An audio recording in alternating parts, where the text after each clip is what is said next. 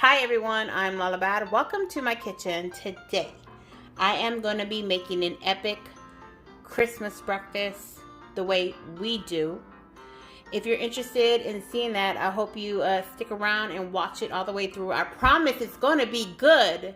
The first thing I'm going to do is preheat the oven to 425. We're going to make the biscuits because that's the longest process, just because you got to mix the dough and everything. So let's start doing that. Okay, so let's prep for these biscuits. These biscuits are not buttermilk biscuits. They're way different. These are Mexican biscuits. So you're going to shred, or if you want to buy a bag, that's fine. You're going to want half a cup of any cheese of your liking. You're going to chop and mince about a quarter cup total of pickled jalapenos. If you don't like them, don't add them. I promise it's not spicy, but if you want to devein and seed them, take that time to do that, then go ahead. I'm laughing because it's not spicy and I don't think it'll be an issue, but again, you can omit them.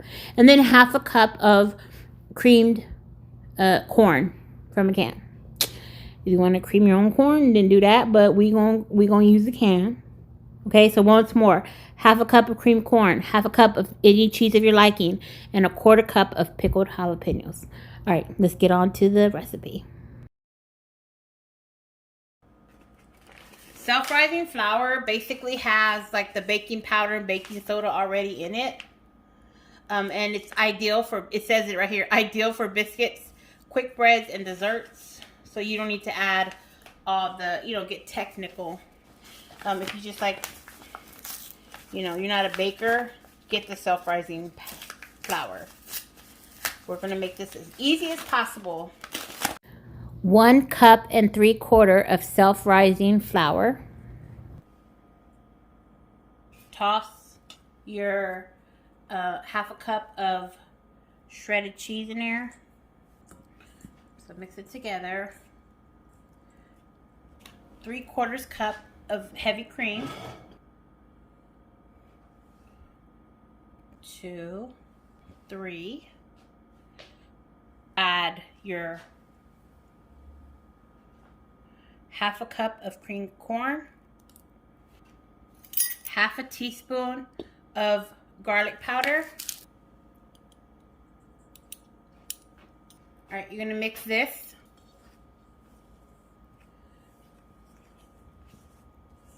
Okay, stir in your jalapenos.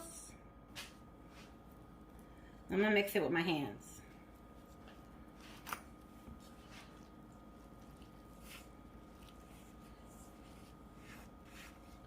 You don't want to overmix it.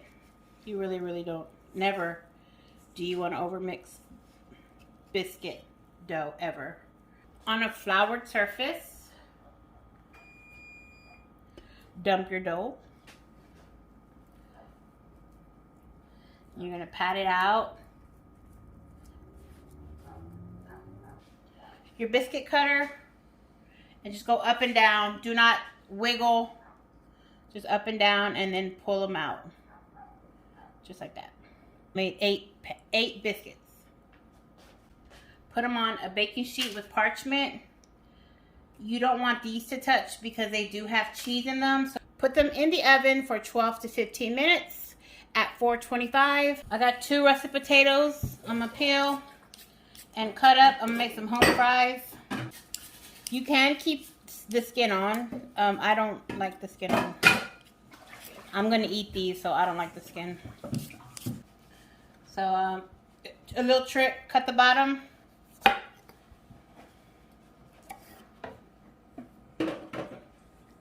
It'll keep your potatoes sturdy. Yeah.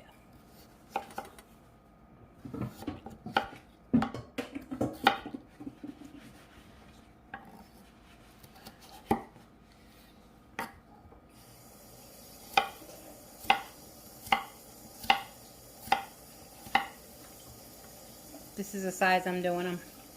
All right, let's go to the stove and start cooking. I think we basically got everything prepped. It's not much prepping. Let's go. Bacon drippings here. Add some to the pot. About that much.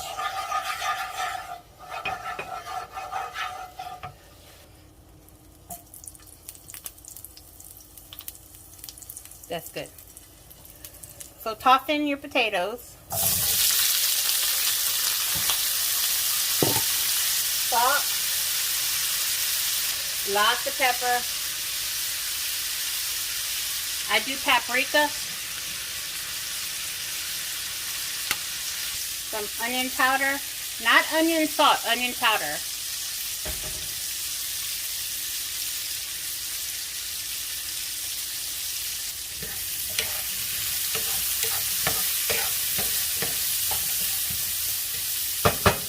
Meanwhile, I'm going to start the Mexican sausage. The one and only kielbasa. Alright, and I just put them in the pan like this. They do release their own grease. But I like to start them off also just kind of steaming them. And then cover them up.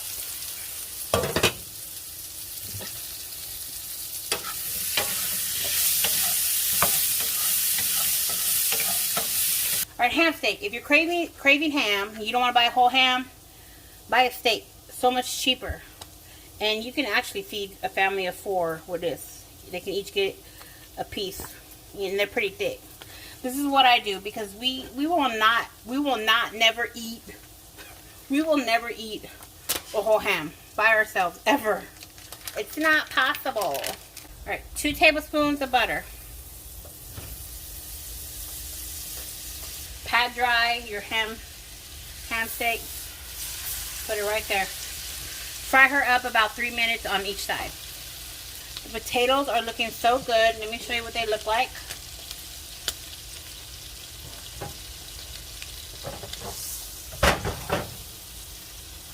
Here's what the potatoes are looking like. You see what I mean when I say some color? Golden brown.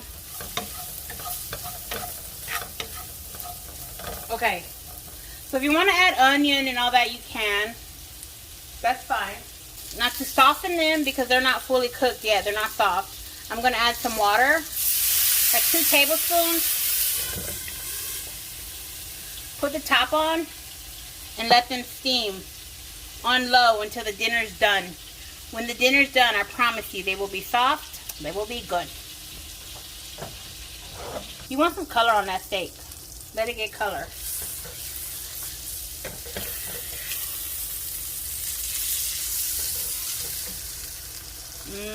Alright, that's looking good. We need some butter on these biscuits, so I'm gonna get like 2 tablespoons. And then go melt it in the microwave. Be right back. I need your help, babe. Yeah. Get this butter. Hold on. And just put it on top of the biscuit, each biscuit. Okay. You don't have to use it all if you have some left over. We'll put it on the edges too, okay? Thank you, babe. No.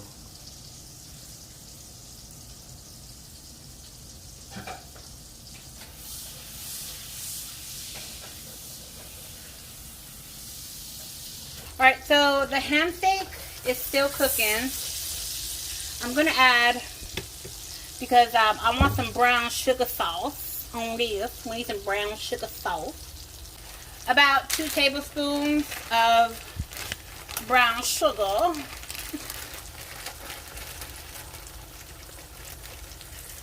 Like that much.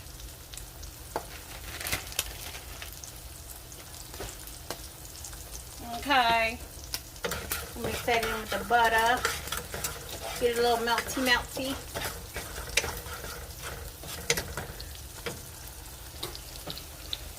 I got a little pineapple juice. You can also use an orange if you want. I don't have any orange, so I'm going to use some pineapple juice. I'm going to do about half a cup.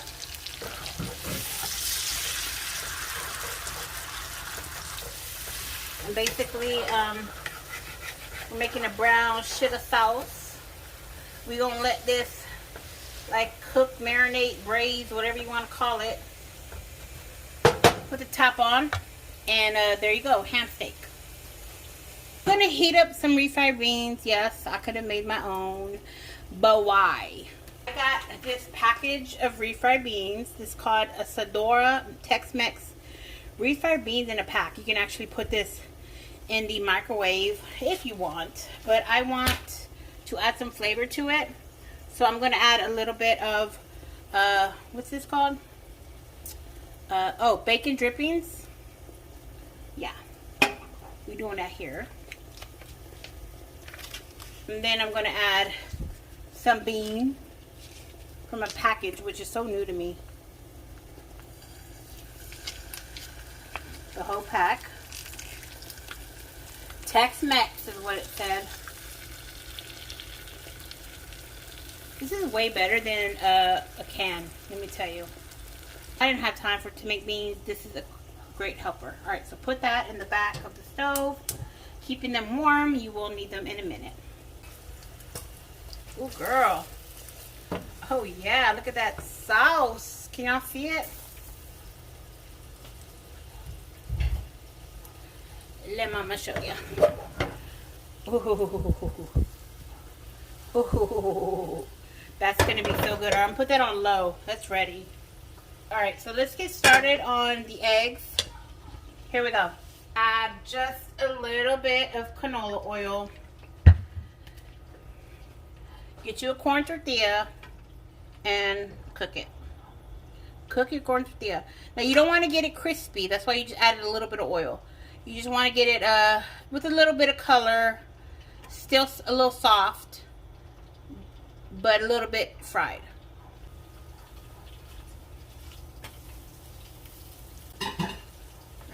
Plate that up. Turn it down a little bit. Add more oil. And 2 eggs for each person. Fry 2 eggs.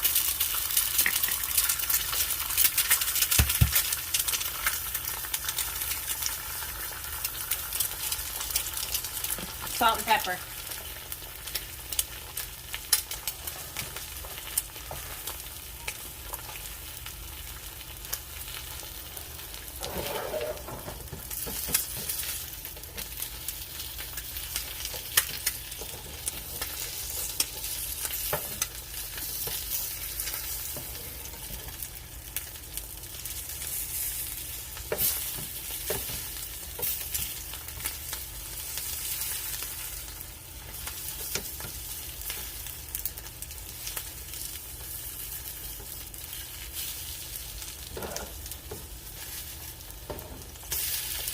Alright, this one broke. That's okay. It's not the end of the world.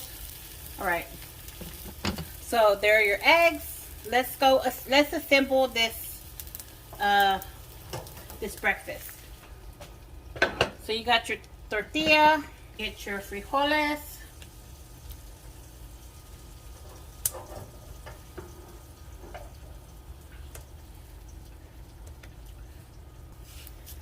your eggs,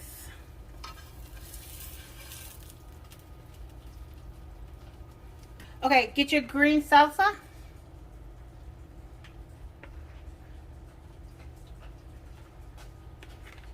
some fresh queso, queso fresco, cotija. Got our sausage.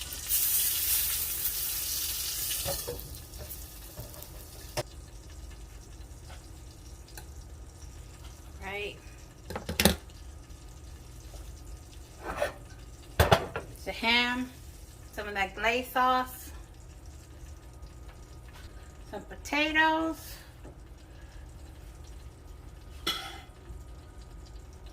or home fries, whatever you want to call them, and a jalapeno biscuit. All right, let's go serve our man. Here's your Christmas breakfast right here. We have ham steak with the brown sauce, Mexican chorizo, Mexican biscuit, huevo tostada, and home fries. Taste it.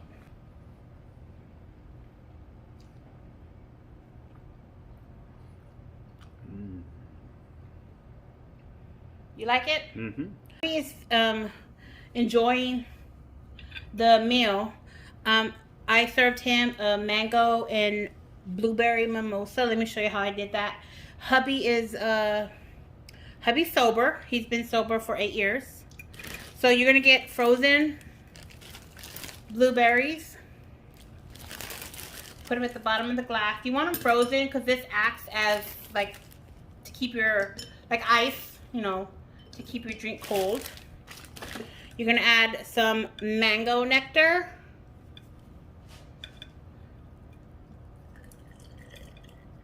And then we're gonna use sparkling cider, but you can use champagne.